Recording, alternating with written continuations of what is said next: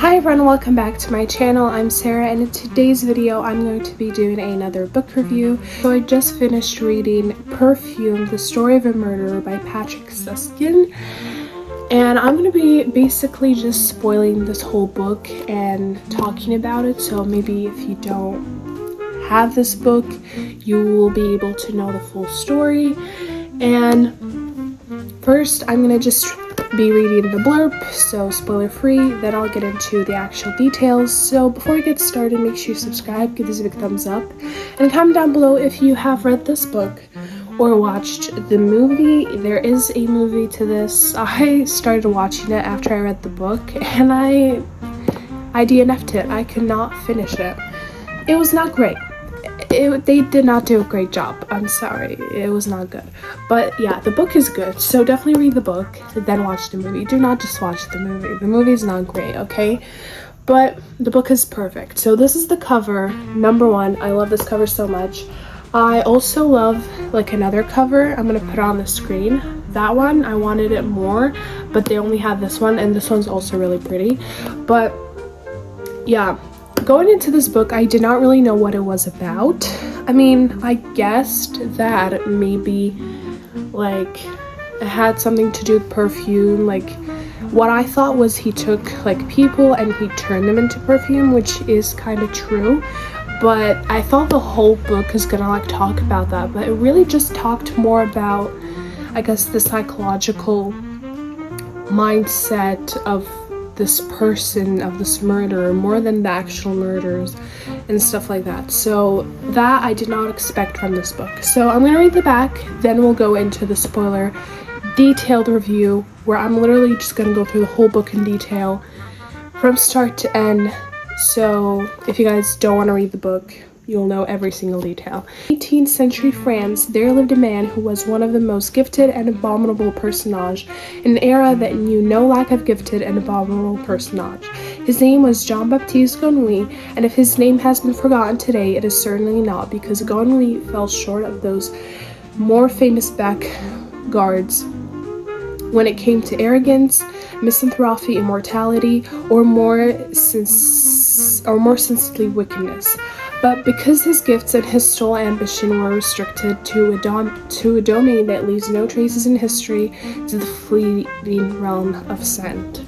So, yeah, I think I already showed this book in a book haul and already read the back, but now I'm going to get into the spoiler part of the book, so I'm going to be telling you all the events that happened. So the book obviously opens in 18th century France, where a woman who works at a fish market was pregnant and obviously selling fish, and she literally just gave birth there. And you know, she has done this many times before. She has given birth to many other of her children right there and there without any help of a doctor or anything, and they had all died, and she was expecting the same thing with this. So she went under the table, pushed the baby out, left it there, and grabbed all her things and went out of there. Okay, and then they found the baby, and they took the baby to this orphanage, to this woman, and she was like, this baby is like the work of the devil, like he has no scent apparently, like she cannot smell any scents, and you know, babies have like a distinct smell, and you know, she's been around babies all the time, so she knows what a baby is supposed to smell like. So she was telling this priest that, oh, this baby is from the devil because he has no scent, no anything. And then the priest decided, so the one was like, you're not paying me enough to take care of this baby, okay? So they obviously, the priest ends up taking this baby to another orphanage. This time there are like more kids, and those kids like wanted to kill the baby, and they actually attempted to kill the baby by, I guess, strangling him with a pillow. And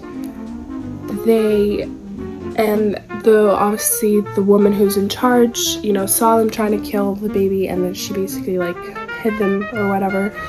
But yeah, and the reason why they wanted to kill the baby is not just because they were jealous or something. No, they felt evil like come from him, and I don't know, they just felt scared from him. Everyone was like scared from him. He was just a newborn, so that's kind of weird. He also had no scent. Now, fast forward, he obviously was a child, and he did not talk until like he was 6, I think, or 4, I don't really remember, but he didn't talk for a while, and said he was just, I guess, smelling things, because he thought he had the gift of like smelling things really, really well, because he could smell from a mile away, especially woods and different kinds of woods. And yeah, so that was that, and his first word was fish. Now, it is kind of weird because he was born at a fish market. He doesn't know anything about his past, by the way. So yeah, he grows up and he ends up getting kicked out from the orphanage, and then he ends up working with this guy.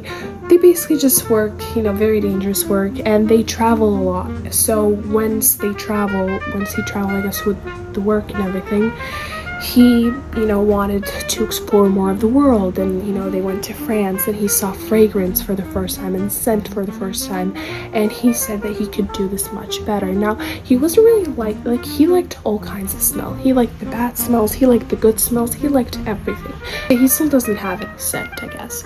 But yeah, fast forward, he ends up quitting his job at that dangerous place. I don't think they were getting paid, they were just getting shelter and food. But he was really young, okay? So then he ends up, I guess, going to this perfume shop, and he was like, I really want to work for you. Like, I can make perfect scent. Like, I know how to make this and that. He always makes like the perfume in his head, and he can recreate any scent that he smells. And that perfume guy obviously had, and he was like really famous like before, but now he like doesn't really get customers and everything because his scents, I guess, are repetitive or whatever. So he ends up telling him that I can make better scents, and the guy was not believing him. He was like, no. And then he said, okay, if you really are capable of doing all this, recreate this scent right here. No one has the recipe for this scent. It's like the signature scent of that store, and whatever. So yeah, he ends up recreating that scent, and the guy was like surprised. Now, he still didn't really believe him, but then Grenouille told him like, do I get the job? And he was like, yeah, sure. So they basically just end up making perfume together, and kings and queens buy the perfumes from them, and he becomes famous again, and he gains all this recognition. John, on the other hand, doesn't really get the recognition, but he doesn't care because he's making these perfumes and he's experimenting, and that's all he wanted to do. Now, at some point, he gets tired of all this, and he wants to travel again.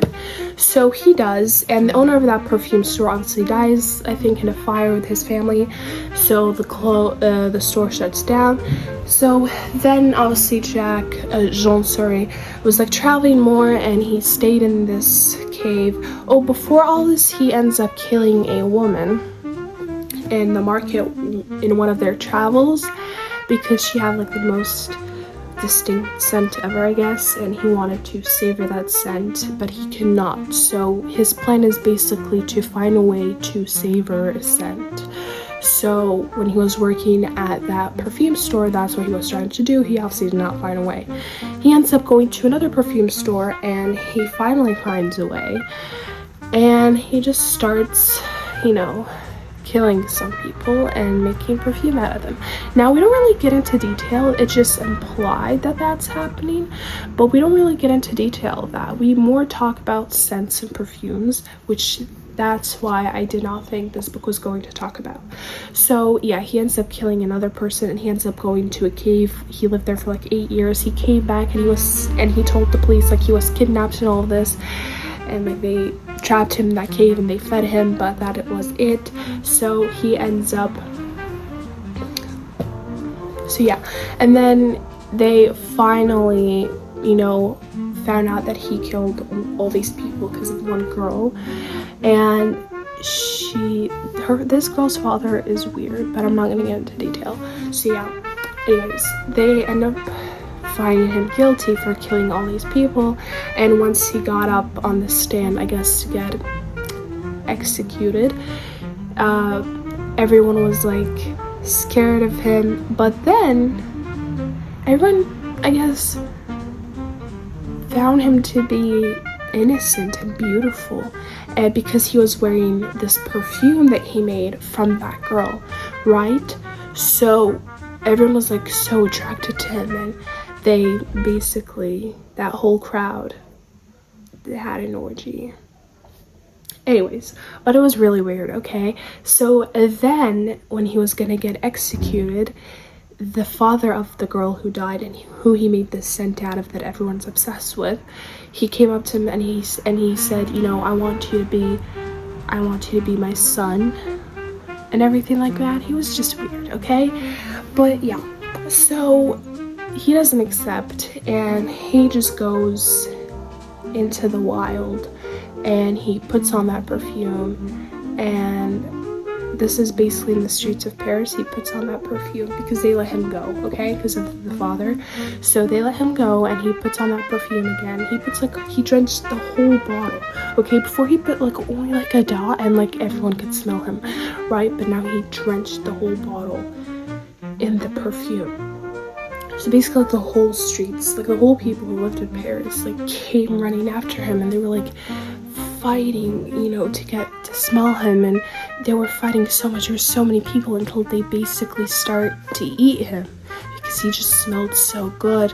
So because that was like the first time he actually smelled like something, because he had no scent. Now he obviously thought from his point of view that he had no scent, because obviously you don't really smell your scent, if that makes sense. But no one smelled his scent, so that's really different.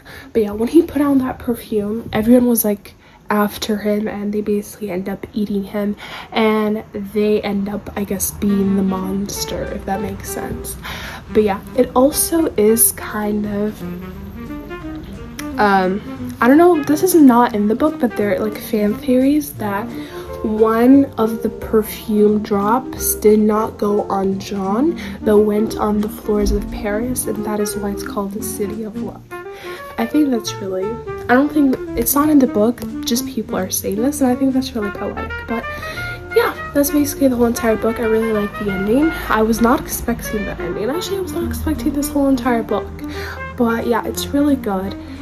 I gave this a 4 stars. It was not a 5 because, I don't know, I thought I was gonna delve into more of the murders than about Perfume, because I feel like this talked more about Perfume than the actual murders and stuff like that. But yeah, I gave this a 4 stars, and there isn't much to say other than I recommend this book if you liked what I just talked about. And I do not really recommend you guys to watch the movie. It's not great. Like, I don't think it was done well, but I guess you can if you want, if you don't want to read the book or you're not a reader. But I'm just telling you that you're not going to get the best experience watching the movie.